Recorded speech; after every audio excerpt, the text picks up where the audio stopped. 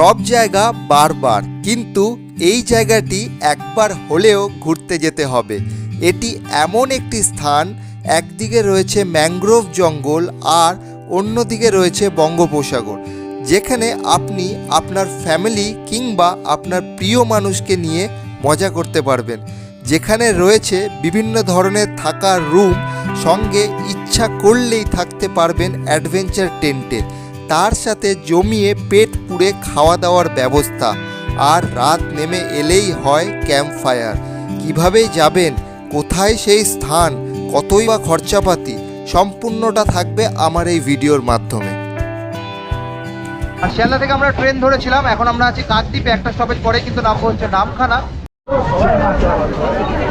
নামখানা স্টেশনে নেমে 2 নম্বরের প্ল্যাটফর্মে ট্রেন এসেছিল। এখান থেকে 1 নম্বর প্ল্যাটফর্ম থেকে বেরিয়ে বাইরের দিকে গিয়ে আমরা এখান থেকে অটো এবং টোটো দুটোই যাই, গিয়ে দেখবো কত কি প্রাইস নেয়। যদি আপনারা কম খরচায় যেতে চান, নামখানা স্টেশন থেকে বেরিয়েই হাঁটা পথে 1 মিনিটের দূরত্বে আপনাদের পৌঁছে আসতে হবে হাইওয়ে রাস্তায়। এখান থেকে অটো পেয়ে গেছি। তোমরাও কিন্তু এখানে সস্তাতে অটোতে চলে যেতে পারো। 35 টাকা পার হেড ভাড়া, একদম তোমাদের ঘাটের সামনে নামিয়ে দেবে। আমরা শেয়ারে মাথা পিছু 35 টাকা দিয়ে চললাম বাগডাঙ্গা ঘাটে। পথে পড়বে হাতানিয়া এবং দোয়ানিয়া নদী। এই নদীর ওপর দিয়ে সুন্দর একটি ব্রিজ পার করে চলে আসুন সুন্দর রাস্তায়। আর এই প্রাকৃতিক দৃশ্য দেখতে দেখতে সুন্দর রাস্তা পার করে চলে আসলাম বাগডাঙ্গা ঘাটে। নেমে গেলাম, এই বাগডাঙ্গা ঘাটে এসে গেলাম। এখান থেকে যাবো হচ্ছে ওই পারে নৌকা করে, সে একটু পরেই আমাদের নৌকা আসবে। তো গিয়ে তারপর আমরা যাবো হচ্ছে মৌসুমী। এখান থেকেও আমাদের টাইম লাগবে, একটুখানি যেতে হবে। এখান থেকে 5 টাকা না 10 টাকা এরকম ভাড়া। আর বাগডাঙ্গা যদি ঘাটে আসো তাহলে কিন্তু তোমাদের ভাড়া পড়ে যাবে মাথা পিছু 35 টাকা। আর অজুতের ঘাট বা আরও অন্যান্য ঘাট আছে, ওখান দিয়েও মৌসুমীতে যাওয়া যায়। ওই সব ঘাটের দিকে যদি তোমরা পার হতে যাও তাহলে সেক্ষেত্রে তোমাদের ভাড়া পড়ে যাবে মাথা পিছু 40 নয়তো 50 টাকা করে।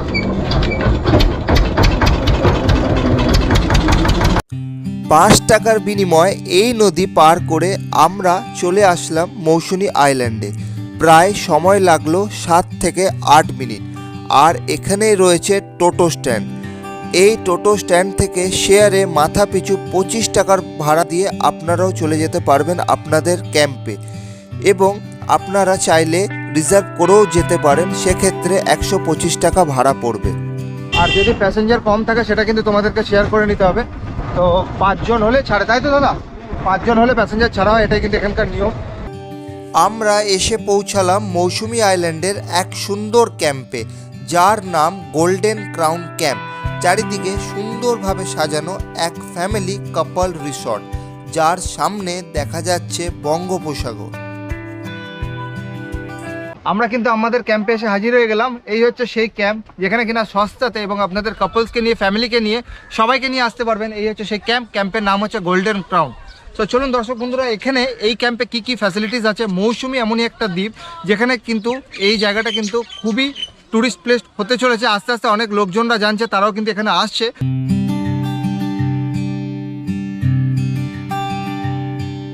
সো ফাইনালি আমরা এই ক্যাম্পে এসে প্রথমে, ভাই এটা কি ডাব? প্রথমে যারা আসে তাদেরকে ডাব দেওয়া হয়। ভাই কিন্তু খুবই ভালো। ভাই তোমার নামটা কি একবার বলে দাও। সুরাজ। সুরাজ ভাই আমাদের দিয়ে দিল ওয়েলকামে প্রথমে ডাব। ঠিক আছে ভাই, থ্যাংক ইউ ভাই। তো চলুন এই ডাবটা খাই। গোল্ডেন ক্রাউনের তরফ থেকে প্রথমেই কিন্তু দিয়ে দেওয়া হলো এই ডাব। এই হচ্ছে কচি কচি ডাব। এরকম কচি কচি রোদের আলোতে শীতকালের ইমেজে ডাব কার না খেতে ভালো লাগে। কেউ এরকম আছো যারা ডাব খাও না? ডাবি প্রেমী কিন্তু প্রচুর জন আছে, কিন্তু ডাবের কিন্তু প্রচুর দাম, সেই কারণে কিন্তু খাওয়া হয় না। আমি ব্যক্তিগত আমি সেরকম একটা খাই না, এত দাম ডাবের। 40 টাকা 30 টাকার কমে কিন্তু এখন ডাব পাওয়া যায়। আমরা এখন চলে এসেছি একটি ডাবল কিংবা ট্রিপল শেয়ারিং রুমে। এই রুমটা দেখুন কত বড়। এখানে রয়েছে একটি বড় বিছানা, এখানে খুব আরাম করে কাটিয়ে দিতে পারবেন। আর রুমের সঙ্গে রয়েছে সুন্দর অ্যাটাচ ওয়েস্টার্ন টয়লেট।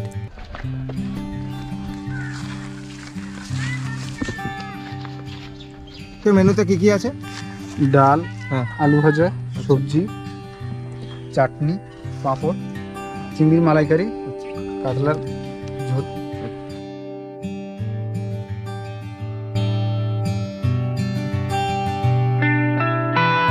এবার কিন্তু আমাদের খাবার হাজির হয়ে গেছে লাঞ্চে। আর আজকে লাঞ্চের মধ্যে কি কি আছে সেটা কিন্তু তোমাদেরকে দেখাবো। খুব সুন্দরভাবে কিন্তু এখানে পরিবেশ করা হয়েছে, ক্যাম্পে দেখা যাচ্ছে। আর উপরে কিন্তু ছাতার তলায় বসে কিন্তু আজকে আমরা লাঞ্চটি করব। আর একটুখানি কচি কাগজি লেবু নিয়ে রসটা একটুখানি পুরো রসে গেল পুরো। ওফ, আর একটুখানি এই লবণ নিয়ে ঝাক ঝাক ঝাক দিয়ে দিলাম, এই খাওয়া যাক। এই হচ্ছে ডাল, তেজপাতা আছে মানে ডালে অবশ্যই জোস একটা ব্যাপার আছে। মুগ ডাল নিয়ে নিলাম, ডাল ডাল ডাল, তার ডাল খাওয়া যাক। জোর খিদে পেয়েছে আজকে, ট্রাই করা যাক। আর পাচ্ছি না।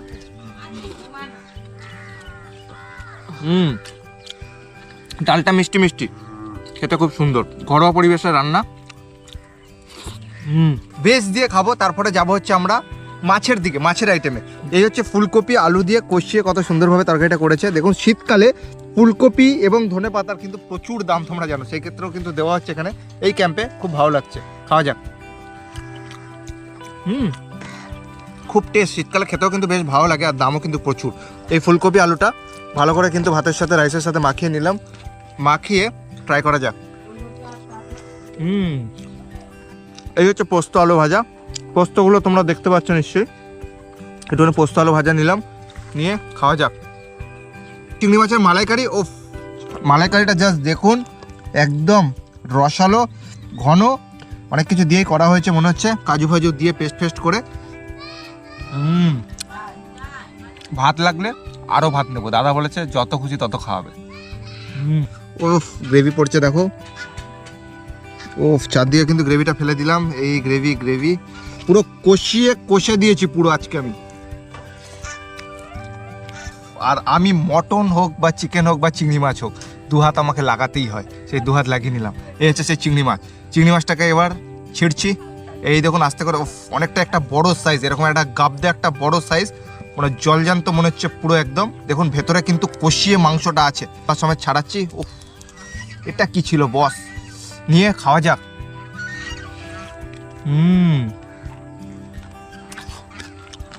পুরো রসে রসালো, মনে হচ্ছে আমি মালপোয়া খাচ্ছি। দেখুন মনে হচ্ছে আমি মিষ্টির দোকানে এসে আমি কি মালপোয়া খাচ্ছি আজকে। আমি কিন্তু বুঝতে পারছি না এটাই কি সেই মালপোয়া নাকি সুন্দরবনের মধু। এই দেখুন এই চিংড়ি মাছটা, ও পুরো মাংস, পুরো কষানো মাংস। এই হচ্ছে এতটা পোরশন মাংস। কাতলা মাছের কালিয়া আমি নিয়েছি পেটির সাইজ। উফ, দেখুন জাস্ট কাতলা মাছের সাইজটা, পেটির সাইজ নিয়েছি আমি। আজকে চুমু, এই কাতলা মাছটা আমার পেটে চলে যাবে আজকে। চলুন এই পাতার মধ্যে রাখলাম, এবার খাবো হচ্ছে এই কাতলা মাছটা। চলো এই মাছটা একটুখানি ব্রেক করছি। একদম ওপরের চামড়ার লেয়ারটা দেখুন, একদম পুরো চামড়া একদম চপচপ করছে। খাবো কাতলা মাছ।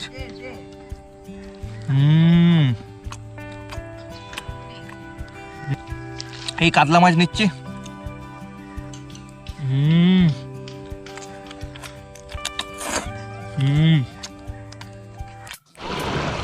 দুপুরের খাবার খেয়ে বেশ কিছুক্ষণ বিশ্রাম নিয়ে নিলাম। তারপর বেরিয়ে পড়লাম সমুদ্র দৃশ্য দেখতে। সমুদ্রের মধ্যে এক অদ্ভুত প্রেম আছে, মনে হয় ছুটে চলে যায় সমুদ্রের জলে। এখানে গ্রামের ছোট ছোট বাচ্চাগুলি খুব আনন্দ করে খেলাধুলা করছিল। আমারও সেই ছোটবেলার কথা মনে পড়ে গেল। নিজের প্রিয়জনের সাথে নিজের ফ্যামিলিকে নিয়ে নেমে পড়ুন এই সমুদ্রের জলে। দর্শক বন্ধুরা, খাওয়া দাওয়ার পর রুমে কি আর থাকা যায়? এত সুন্দর একটা মনোরম দৃশ্য, সমুদ্রের ঢেউয়ের একটা আওয়াজ, কত সুন্দর একটা দৃশ্য। এখানে গ্রামের ছেলেমেয়েরা তারাও কিন্তু এখানে বসে কত সুন্দরভাবে খেলাধুলা করছে এখানে চারিপাশে। দেখুন আজ এই জায়গাটাতে এখন আছি, এই জায়গাটা সন্ধ্যের দিকে কিন্তু পুরোপুরি কিন্তু জলমগ্ন হয়ে যাবে। তার সাথে সমুদ্রের হাওয়ার বাতাস, একটু পরেই কিন্তু জ্বলে উঠবে এই মৌসুমী আইল্যান্ডে।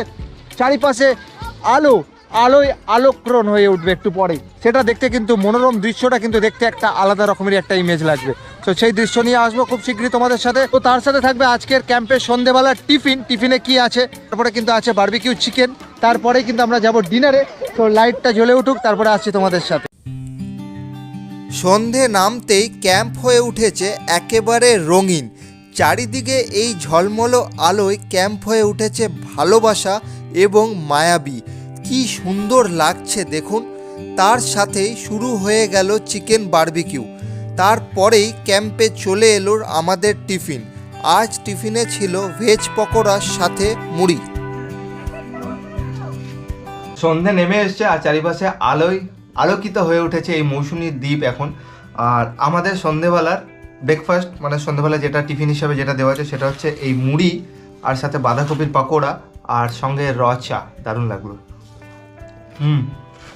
বাঁধাকপির পাকোড়া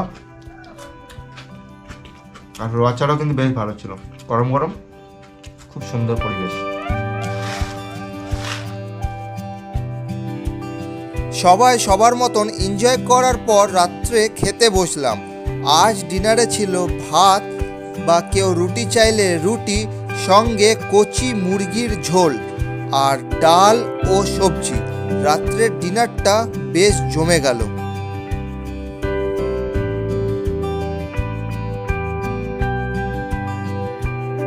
সকাল সকাল এই ফ্রেশ মুভমেন্টে ঘুম থেকে ওঠা মাত্রই কিন্তু তোমাদের মানে রুমের সামনে কিন্তু চা এবং বিস্কিট কিন্তু হাজির হয়ে যাবে। এই হচ্ছে সেই চা।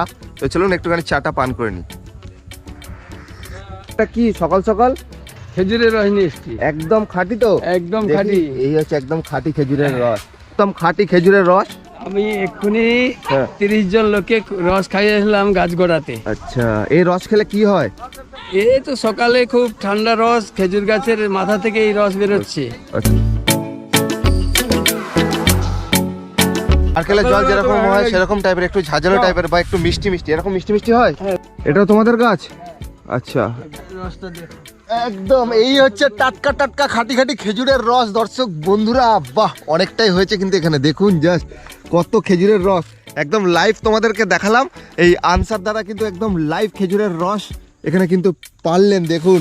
আর এই খেজুরের রস কিন্তু চলে যাবে মৌসুমী ক্যাম্পে ক্যাম্পে যারা এখানে এনজয় করতে আসে, কাপলসরা, ফ্যামিলিরা, সবাই তারা কিন্তু এই খেজুরের রসও পেয়ে যাবেন। এবং আনসার দাদার এই গ্রামেতেই বাড়ি, ক্যাম্পের সামনে, সবকটা ক্যাম্পের সামনেই কিন্তু বাড়ি। যে কাউকে বলবে আনসারদার বাড়িতেই যাব বললেই কিন্তু তোমাদের পৌঁছে দেবে, তাই তো? হ্যাঁ, বাহ, ওখানে কি ঝোলালে আবার? আবার একটা জায়গা ঝুলিয়েছে দেখুন। ক্যাম্প থেকে বেরিয়ে কিন্তু আমরা হেঁটে হেঁটে যাচ্ছি আমরা ম্যাংগ্রোভ আইল্যান্ডের দিকে। কত সুন্দর দেখুন, এরকম এখানে একটা বাঁধের মতন করা আছে, সেই বাঁধ পেরিয়ে কিন্তু আমরা যাচ্ছি ম্যাংগ্রোভ আইল্যান্ডের দিকে। আর এইদিকে সমুদ্র দৃশ্যটা দেখছি, কত সুন্দর একটা দৃশ্য। এবং এখন কিন্তু ভাটা, যেহেতু জল কিন্তু অনেকটাই চলে গেছে, সন্ধ্যেবেলার দিকে কিন্তু জল কিন্তু অনেকটাই এগিয়ে এসেছিল এই অবধি। যদি ইচ্ছা হয় ফ্যামিলি ফ্রেন্ড তোমরাও কিন্তু এখানে স্নান করতে পারো। তো চলো আমরা এখন ম্যাংগ্রোভের দিকে যাই। আর এই সকালে গ্রাম ছাড়া এই রাঙা মাটির দেশ, এটা সত্যিকারে আলাদা রকমেরই একটা অনুভব, আলাদা রকমেরই একটা স্মৃতি রয়ে থাকবে সারা জীবন আমার কাছে। কারণ আমরা সবসময় শহরে বসবাস করি, চারিপাশে ঘোড়া গাড়ি, আওয়াজ, এত কিছু। আর সেই সব দূষণ মুক্ত করে এই একটা প্রাকৃতিক একটা হাওয়া, একটা প্রাকৃতিক একটা অক্সিজেন কিন্তু সত্যি আমার কাছে খুব ভালো লেগেছে। আর আপনারাও এখানে আসুন আপনাদের ফ্যামিলিকে নিয়ে, কাপলসকে নিয়ে, এবং সবাই আসতে পারো এখানে। একদম কাপলস ফ্রি জায়গা, এসে তোমরা এখানেও এনজয় করে নিতে পারো। সকাল সকাল বেরিয়ে পড়লাম সমুদ্র সৈকতে। পাশে অবস্থিত আর একটি জায়গা, এখানে আপনারা দেখতে পাবেন ম্যাংগ্রোভ অরণ্য আর বিশাল বালির চর। কি সুন্দর একটি জায়গা, কল্পনার বাইরে। যারা ছবি তুলতে ভালোবাসেন তাদের জন্য এই জায়গাটি পারফেক্ট একটি জায়গা। ফটোশ্যুট বেগারা সব কিছু করছে। আর এই ম্যাংগ্রোভের জঙ্গল বা এই ম্যাংগ্রোভের মানে সমুদ্র পাশে ম্যাংগ্রোভের আইল্যান্ড থেকে আমি কিন্তু এই ম্যাংগ্রোভ গাছ আস্তে করে এই দিক থেকে কিন্তু ম্যাংগ্রোভে আইল্যান্ড থেকে কিন্তু বেরিয়ে পড়লাম। দেখুন তোমরা চাইলে কিন্তু এখানেও কিন্তু তোমরা ফটো শ্যুট করতে পারো। এই হচ্ছে সেই ম্যাংগ্রোভ, ছোটো ছোটো প্রচুর আছে। আর এইদিকে কিন্তু এখন কিন্তু ভাটা, কারণ এখানে কিন্তু জল নেই। আর জোয়ারের সময় কিন্তু জল এতটা পর্যন্ত এসেছে, এতটা না এলেও একটু আগে অবধি এসে যায়। এই জায়গাটা কিন্তু বেশ ভালো। এই জায়গাটা কিন্তু তোমরা অবভিয়াসলি আসবে, যারা যারা ক্যাম্পে থাকছো, যে কোনো ক্যাম্পে থাকো না কেন, তোমরা এই জায়গাটা কিন্তু তোমাদেরকে ভিজিট করতেই হবে। তো দর্শক বন্ধুরা, সকালে কিন্তু ব্রেকফাস্ট নিয়ে হাজির হয়ে গেছি। এক রাতের ট্যুর। সকালে ব্রেকফাস্টের মধ্যে আছে হচ্ছে লুচি, আর সাথে হচ্ছে এই আলুর তরকারি দেখুন, আর একটা হচ্ছে ডিম সেদ্ধ, আর আছে হচ্ছে রসগোল্লা। আর লুচি কিন্তু এখানে খেতে খেতে শেষ হয়ে গেলে চাইলে কিন্তু দেওয়া হয়। তো চলুন সকালে ব্রেকফাস্টটা শুরু করা যাক। এরকম সাইজের লুচি দেখুন, লুচিটা খাই। রসগোল্লা নিলাম। দর্শক বন্ধুরা, চেক আউট করলাম, রুম থেকে এইমাত্র বেরোলাম, বাড়ি যাওয়ার পথেই এখন যাচ্ছি। আর আই হোপ তোমাদের আজকের ভিডিওটা ভালো লেগেছে। তোমরা একবার আসো, এসে এইসব জায়গা, নেচার, প্রকৃতিকে যদি ভালোবেসে থাকো, একবার এসে এখান থেকে ঘুরে যাও, এনজয় করো। দেখা হবে খুব তাড়াতাড়ি পরবর্তী আরও একটা নতুন ভিডিওর সন্ধানে। ততক্ষণ তোমরা ভালো থেকো এবং সুস্থ থেকো। বাই।